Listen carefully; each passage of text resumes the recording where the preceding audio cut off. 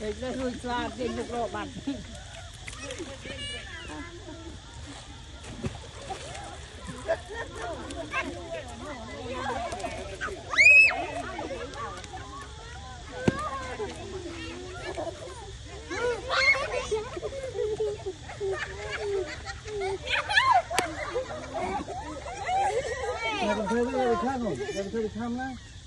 Cùng vậy về cùng oi về tới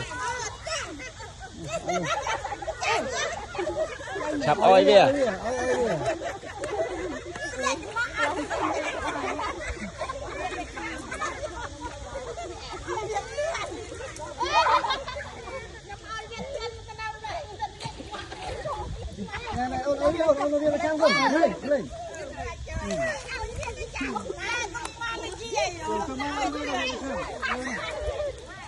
Có gì quên lúc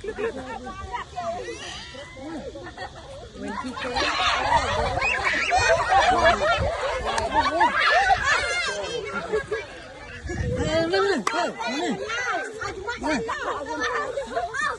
oi về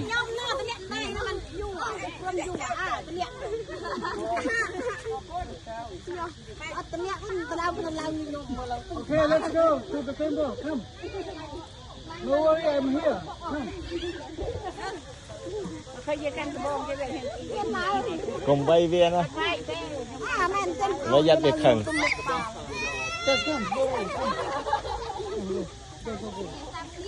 Come here.